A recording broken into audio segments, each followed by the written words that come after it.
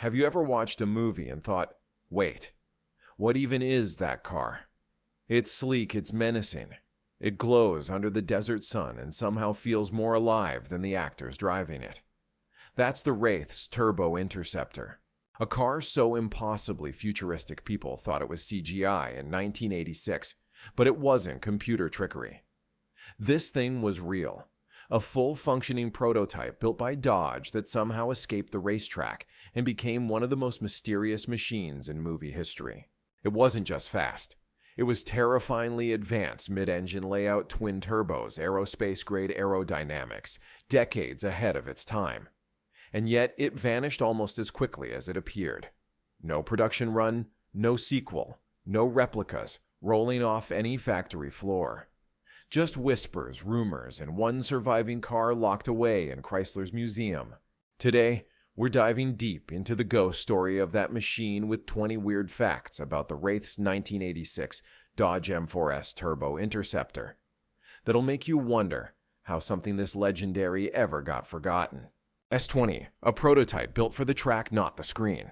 Before it became a Hollywood ghost car, the Wraith's Interceptor was born in Dodge's secret lab as a real M4S prototype, a pace car meant to lead 200 mm Indy racers.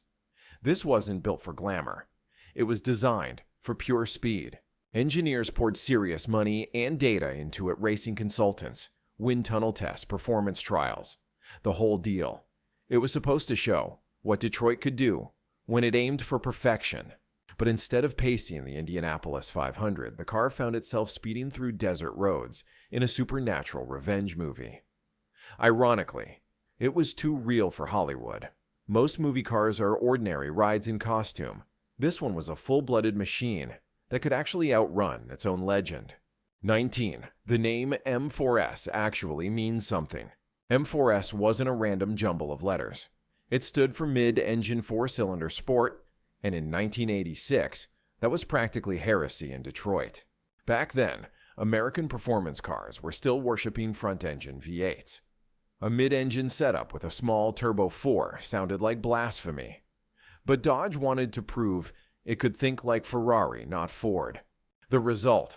A radical layout with perfect 50-50 balance, letting the M4S corner like a racer on rails. Everything was placed with purpose-engine gearbox cooling weight to achieve precision most American cars could only dream of. That's why even standing still, the M4S looked like it was breaking the sound barrier. Its wedge-shaped body and low stance screamed, "I was built to move fast." This wasn't sporty. It was sport psychotic. 18. A twin-turbo monster with Formula One DNA. Under that alien-looking body sat a 2.2-liter twin-turbo four-cylinder engine, small in size but massive in attitude. Thanks to a Cosworth head, it cranked out an unbelievable 440 horsepower. Pause for a second. In 1986, that was insane. Ferrari's Testarossa had 390 horsepower from a 12-cylinder. The Corvette barely made 230. And here was Dodge pulling race car power from a motor smaller than most family sedans. Cosworth knew how to make tiny engines scream, and Dodge let them go wild. 2 turbos, minimal lag, sky-high boost pressure so intense that normal gaskets literally blew apart. Mechanics said the engine bay looked like a spaceship stuffed with plumbing hoses, intercoolers, and wastegates tangled in a maze of madness. It wasn't built to impress. It was built to scare. 17. Faster than supercars. That cost 10 times more. The M4S wasn't just quick, it was absurdly quick. Verified tests claimed 0 to 60 mph in 4.1 seconds and a top speed just shy of 195 mph. To put that in context, a 1986 Ferrari Testarossa took over 5 seconds to hit 60. The Lamborghini Countach around 4.8. And here comes Dodge, a 4-cylinder prototype, blowing past Italy's best. At those speeds, aerodynamics had to be flawless. Any mistake and the car would lift off like a jet. But the M4S stayed planted smooth and eerily stable, even near 200 mph baying. Test drivers said the acceleration was so violent, it disoriented passengers like being launched from a catapult. One moment you're calm. The next, you're pressed into your seat, hearing twin turbos howl like twin demons behind your head. This wasn't just Detroit muscle, it was Detroit mad science. 16. Aerodynamics from another planet. The M4S didn't just slice through air, it rewrote the rulebook. Its drag coefficient was an unbelievable 0.236. That's better than most modern sports cars, even smoother than a Toyota Prius built 30 years later. For comparison, a 1980s Lamborghini Countach had a drag coefficient of 0.42. The Ferrari Testarossa 0.36, the Porsche 911 Turbo around 0.32. The M4S made them all look like flying bricks. Chrysler engineers spent over 1,000 hours in wind tunnels, tweaking everything from the nose angle to the rear spoiler height. Every line, every curve, every vent had a purpose. Even the mirrors were shaped for minimal drag. The result was a car that looked like it came straight out of the year 2010, but somehow existed in 1986. No active aero, no computers, just pure aerodynamic genius sculpted by hand. 15. It wasn't actually black. Everyone remembers the Wraith's Interceptor as a murder black phantom, right? Well, here's the twist. It wasn't black at all. In real life, the car wore a layered root beer pearl, paint a deep brown with shimmering gold and purple undertones. Under bright sunlight, it gleamed bronze and amber.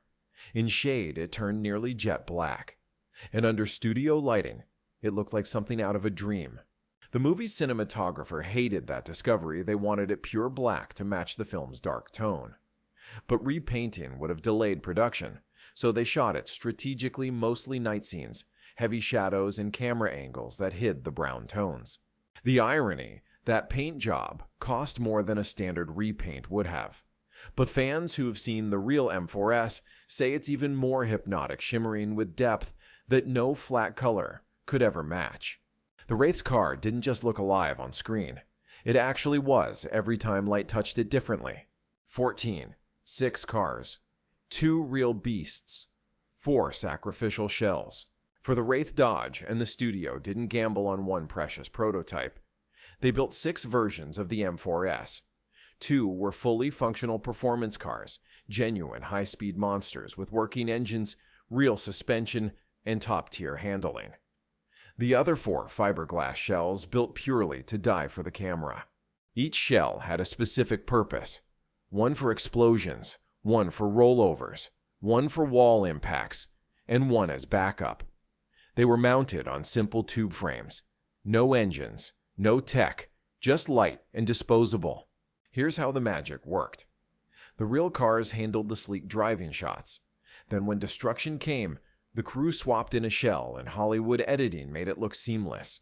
Stunt drivers fought to drive the 2 real M4S cars. These weren't actors' toys. They were rockets on wheels. Even weighed down with cameras and rigging, the M4S was so fast that veteran drivers said it was the quickest car they'd ever handled on set. 13. Movie magic. The real car rarely hit the road. Most of the driving scenes you see in the Wraith weren't done with the real M4S. Those sequences mostly use fiberglass replicas, while the authentic prototype was saved for close-up beauty shots only.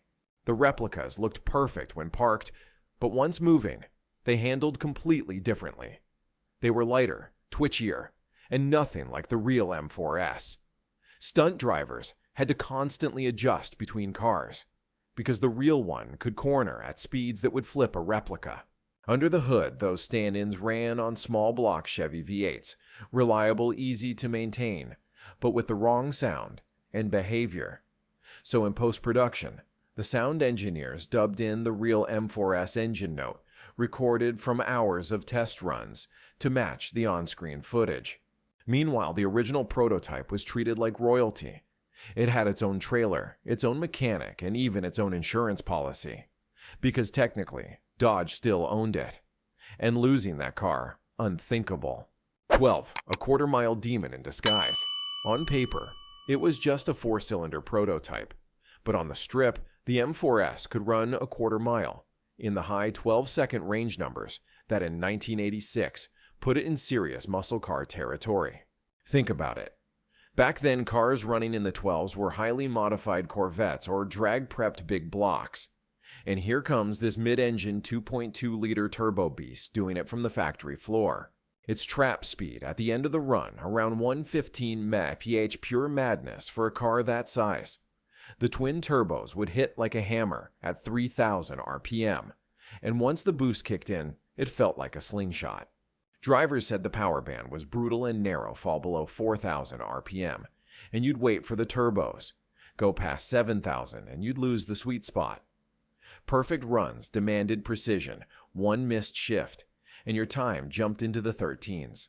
But when everything lined up, boost timing gripped the M4S simply vanished down the track.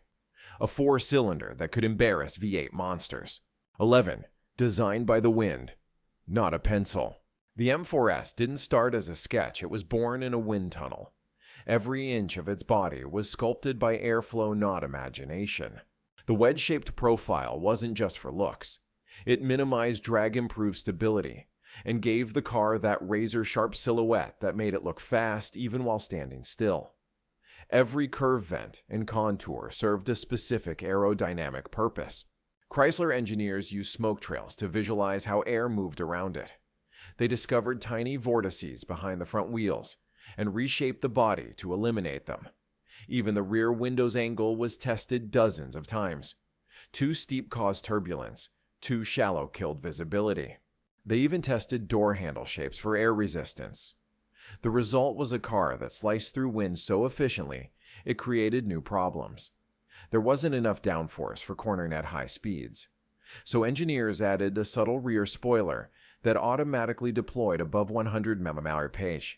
This wasn't a design, it was a science project on wheels. 10 built with real racing DNA. The M4S wasn't a flashy concept car. It was a race car disguised as a prototype.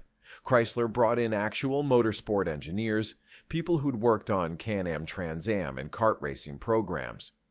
Their goal wasn't to make something sporty. They wanted a machine that could survive a racetrack. Everything underneath screamed competition, racing-style coilovers, spherical bearings, massive anti-roll bars, and even an adjustable pedal box like in endurance cars. The steering was purely mechanical. No power assist, no comfort, just raw feedback. Even the details were wild: a safety fuel cell instead of a normal gas tank quick-release body panels, and central locking wheel nuts for pit-stop-style tire swaps. There were whispers that Chrysler planned to evolve it into a full-blown IMSA GTP race car, but the project was killed when the company hit financial trouble. All that remained was this lone prototype, a glimpse of what Detroit could have built if the accountants hadn't stepped in. The M4S wasn't fantasy. It was a real racer that got lost in a movie script. 9. Light as a feather, fast as a bullet. The M4S tipped the scales at only 2,550 pounds. That's hundreds lighter than a Corvette or a Porsche 911 of its time. This was pure racing logic. Every pound mattered.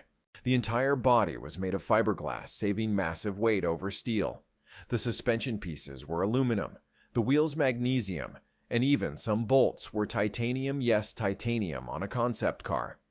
The chassis was a tubular steel space frame designed for rigidity, but stripped of anything unnecessary. Inside, there was no luxury, no soundproofing, no back seats, no fancy trim. Just a fiberglass dash, simple gauges, and modified Dodge Daytona seats. The cockpit screamed function over form. Now combine that featherweight body with 440 horsepower, and you get a power-to-weight ratio better than Ferraris or Lamborghinis from the same decade. The result: when those twin turbos kicked in, it didn't accelerate. It attacked the road. Even seasoned test drivers said it felt less like driving and more like strapping yourself to a guided missile. 8. The transmission was practically a race car artifact. Putting 440 horsepower through a tiny 2.2-liter engine was one thing, keeping it under control was another. That's where the M4S's 5-speed transaxle came in. It was based on a Getrag racing gearbox, but Chrysler's engineers completely reworked it. They added straight-cut gears for strength dog engagement for lightning-fast shifts and shortened throws, so each gear change hit like a punch. Most 1980s transmissions would have exploded under this kind of torque, but this one thrived on abuse. The gear ratios were tuned perfectly for the engine's narrow power band, keep it screaming between $4,000 and 7,000 RPM, and it felt unstoppable.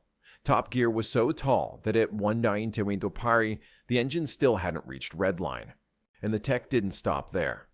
The Bosch electronic fuel injection system was cutting edge for 1986 sensors, constantly adjusted timing and fueling to match temperature, altitude, even boost pressure. It was early primitive smart control. If boost spiked too high, it'd automatically back off to prevent engine destruction. This was the 1980s, an era of carburetors and guesswork, and Dodge was running space-age tuning software before laptops were even common. 7. The original M4S became a museum myth. After the Wraith wrapped filming, Dodge took its precious prototype back home and locked it away inside the Walter P. Chrysler Museum. From then on, the car became more than a prop. It became a legend. You could see it behind glass, but never touch it, and definitely never drive it. The mystique only grew over the years. Fans whispered wild rumors. It could do 0 to 100 in 8 seconds. It had 50 pounds of boost. It was secretly running nitrous. None of it was true, but it didn't matter. The M4S was a ghost you could see but never feel. Every now and then, Chrysler rolled it out for special appearances, auto shows, corporate anniversaries, rare fan events, and each sighting reignited the obsession. Why didn't they build more? Why hide something so ahead of its time? Those questions kept the myth alive. In a way, parking it behind museum glass was the perfect ending the ghost car locked forever in its own afterlife. 6. The stunt cars were built like off-road tanks. Here's where things get wild.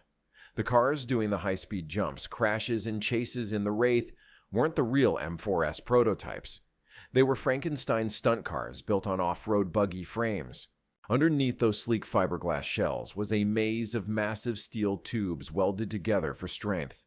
The suspension was pure off-road spec long-travel shocks, giant coil springs, and components that could survive brutal impacts. These cars could hit jumps roll and slam into walls, then be patched up and sent right back out for another take. They ran small block Chevy V8s, not exotic but reliable and full of torque. The bodies were lightweight fiberglass panels that could be replaced in minutes. If a car got smashed, the crew would just bolt on a new nose and roll camera again.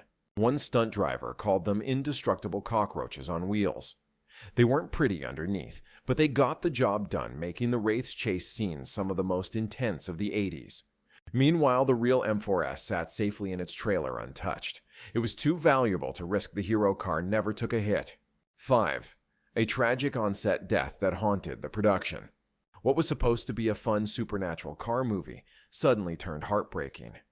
During filming of a high-speed chase scene, camera operator Bruce Ingram was killed in a tragic accident. The camera car lost control, went off the road, and struck him. He was only 31 years old. The tragedy shattered the cast and crew. For days, they debated shutting down production entirely. In the end, they continued. But the mood was never the same.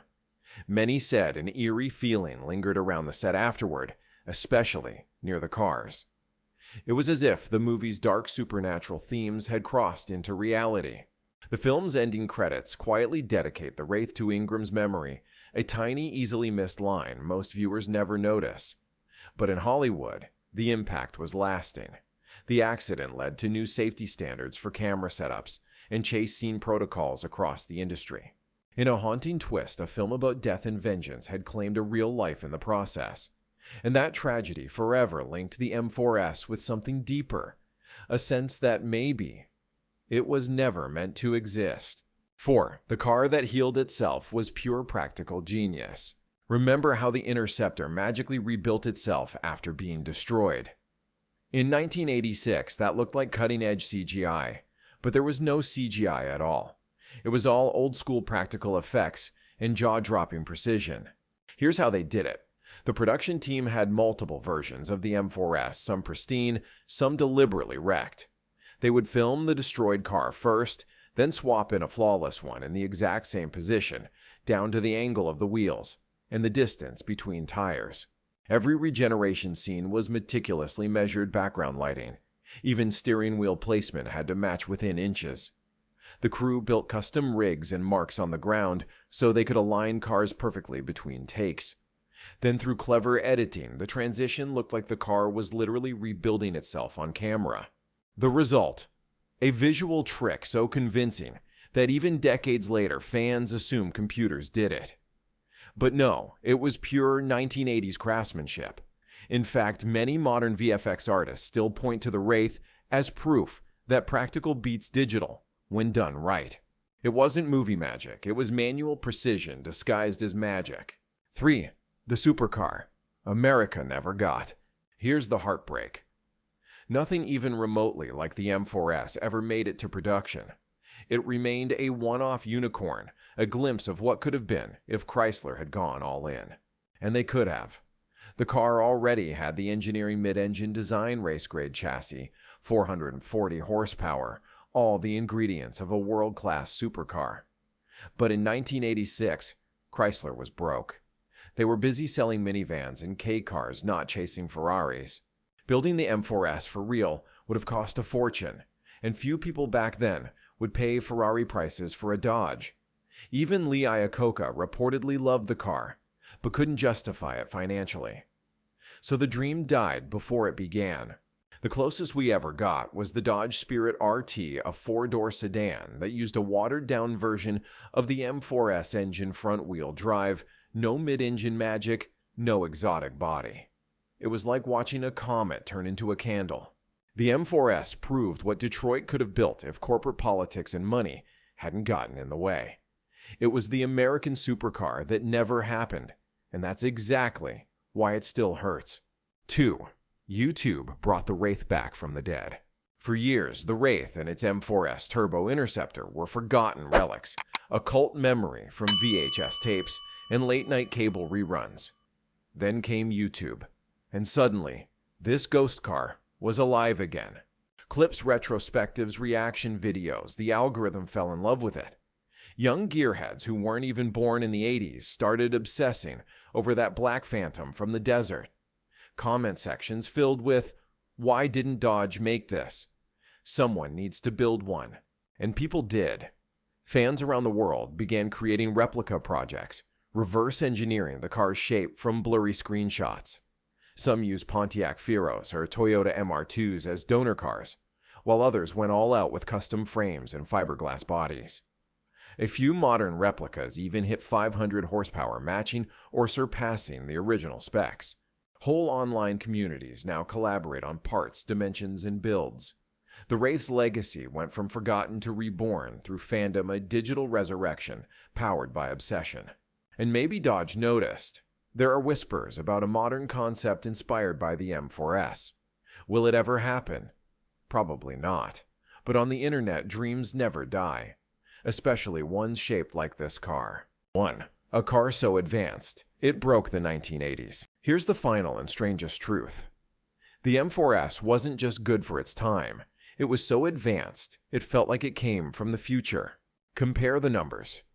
In the mid-1980s, Ferraris, Lamborghinis, and Porsches were barely cracking 150 mph. The M4S nearly 195 mph with a drag coefficient lower than cars built 30 years later. It had 440 horsepower from a tiny four-cylinder, a body shaped by wind tunnels and composite construction straight out of aerospace labs. It was essentially a 1990s supercar born a decade too early. Even now, modern engineers still study it, trying to figure out how Chrysler's team pulled it off with 1980s tech. But the cruel twist, it disappeared almost as quickly as it appeared. No production run, no evolution, no successor. Just one perfect flash of brilliance that vanished into a museum vault. And that's what makes the M4S legendary, the best car that never really existed. A ghost machine that outran its own time. A reminder that sometimes the greatest creations aren't the ones we can buy, but the ones that leave us haunted decades later.